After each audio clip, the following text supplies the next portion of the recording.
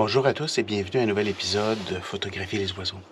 Ce matin, lorsque j'ai vu qu'il y avait une petite neige qui tombait et que c'était quand même relativement froid, il doit faire à peu près moins 15 dehors, je me suis dit que je viendrais faire quelques photos dans la cache. Ça fait au moins une semaine que j'ai pas fait de photos dans la cache.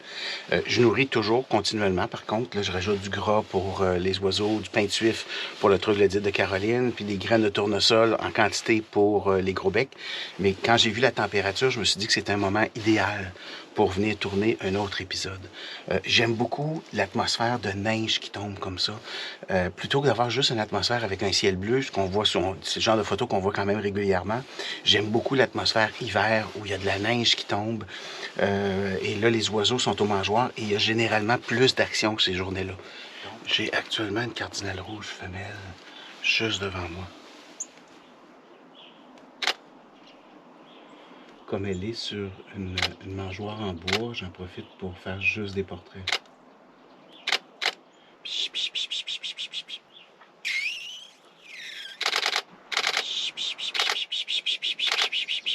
Au cardinal, ce qui est important lorsqu'on fait des photos, c'est d'apprendre à bien cadrer dès la prise de vue.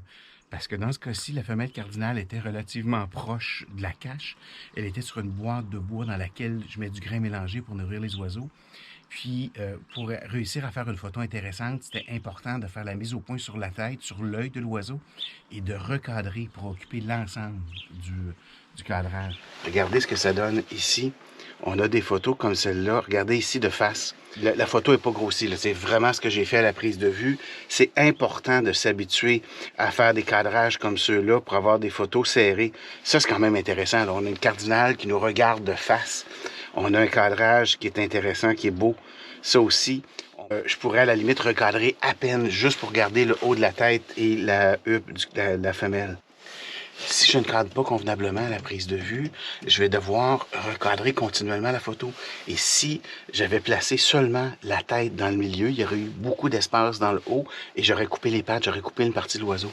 Donc, c'est important d'apprendre à bien composer déjà avec la règle des tiers ou la règle des quarts ou la règle que vous voulez vous imposer.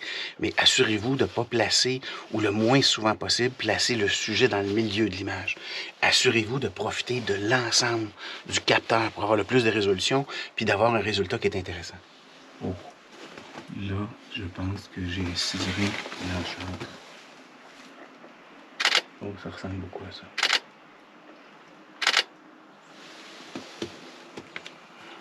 Je l'ai perdu de vue. Il y a une troupe de ciserins flammés sur le terrain depuis au moins un mois au lit sur la neige.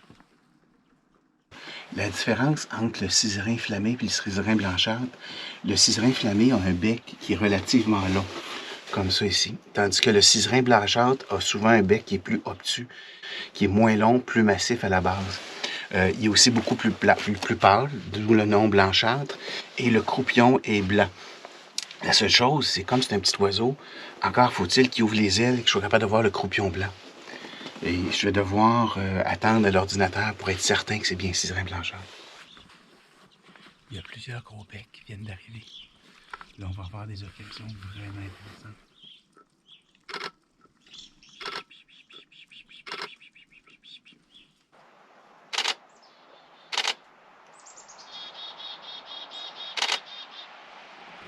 Précédemment, je vous expliquais qu'il est important de faire un bon cadrage dès la prise de vue. Je vous présente une photo. Regardez ce que je viens de faire avec le pic chevelu. Donc, on a un pic chevelu mâle. J'ai fait la mise au point avec le collimateur central en one-shot ou single pour Nikon et Sony. Après avoir maintenu la mise au point, le bouton de mise au point à mes courses, j'ai recomposé l'image. Donc, on peut voir le point rouge est au milieu de l'image. Mais c'est pas là que j'ai fait la mise au point. J'ai vraiment fait la mise au point sur l'œil. J'ai maintenu le bouton enfoncé à mes courses et par la suite, j'ai recomposé l'image. Puis regardez, il n'y a pas vraiment de perte dans l'image. Je pourrais recadrer un peu, mais l'image est exploitable comme elle est là. Et c'est ça qui est important de réaliser dès la prise de vue. Ça vous permet de maximiser la résolution de votre caméra. Donc, c'est important de bien s'habituer à faire une mise au point précise, faire la mise au point avec le bon mode. Quand c'est un sujet comme celui-là qui est relativement statique, il tourne la tête d'un côté et de l'autre. Donc, à ce moment-là, je le mets en one-shot avec le bouton de déclenchement. Je pèse à mes courses et je déclenche au moment opportun. C'est vraiment important d'apprendre à bien composer ces images dès la prise de vue. Peu importe le type photographique que vous allez faire, que ce soit du portrait ou peu importe. Moi, ce qui m'intéresse, c'est de passer le plus de temps possible derrière la caméra, pas devant un ordinateur.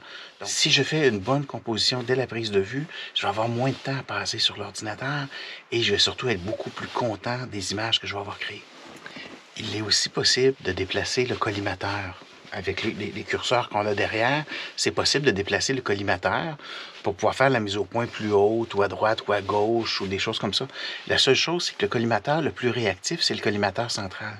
Donc, surtout une journée où il neige, le ciel est relativement couvert, il neige, donc c'est plus difficile pour un appareil photo de réussir à faire la mise au point. Dans ce cas-là, on a intérêt à utiliser le collimateur central qui va nous permettre de faire une mise au point beaucoup plus rapide. C'est souvent les petits détails qui font la différence au niveau des bonnes photos. Et pour une bonne photo, la première chose, c'est que la mise au point doit être parfaite.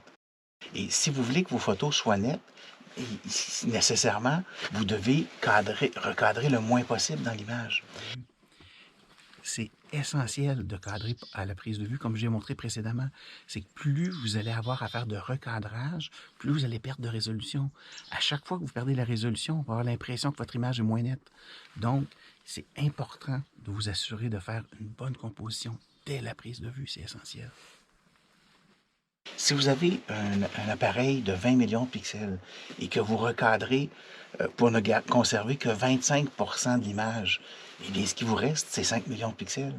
À 5 millions de pixels, on est capable d'imprimer un 4:6. On n'est pas capable d'imprimer un 8:12. Il va nous manquer de résolution. Donc, c'est important, dès la prise de vue, de tenter de remplir le cadrage, maximiser le cadrage. Je vous montre ici, regardez le ciserin inflammé. La photo n'est pas recadrée. La photo est exploitable comme celle-là et je ne perdrai pas aucune résolution en utilisant cette photo-là comme ça. Si je grossis l'image va encore être nette. Parce que j'ai pas eu à recomposer l'image, j'ai pas eu à aller chercher juste une partie de l'image. Donc, si j'ai un boîtier de 30 ou 32 millions de pixels, et que l'image est bien composée, à partir d'un 32 millions de pixels, je peux facilement faire un 20 par 30. Donc, on est capable d'agrandir convenablement. Et c'est plus rare qu'on va imprimer une photo 20 par 30 d'un petit oiseau. L'oiseau va devenir plus grand qu'il l'est en réalité. Mais c'est toujours utile de conserver le plus de résolution possible. Là, il y a le troglodyte de Caroline.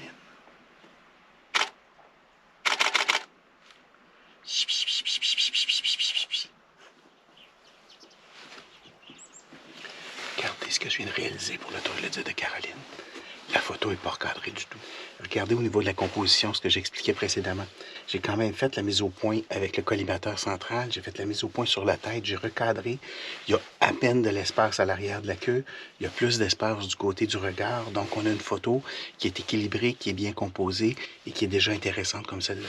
Je peux l'exploiter. C'est fait à partir d'un 30 millions de pixels. Donc, je suis capable de faire un agrandissement quand même assez important. Peu importe l'utilisation que je voudrais faire de cette photo-là. J'aurai suffisamment de résolution cadrée comme celle-là pour pouvoir utiliser la photo. Et c'est aussi ce qui augmente le défi et l'intérêt de faire de la photo animalière. C'est d'arriver déjà à la prise de vue, à faire une image qui est bonne. Merci de votre écoute et je vous dis à un prochain épisode. N'oubliez pas de vous abonner à ma chaîne YouTube, vous serez ainsi prévenu lors de la diffusion des prochains épisodes. Je vous invite aussi à visiter ma page Facebook ainsi que mon site internet www.danieldupont.ca. Bonne photo!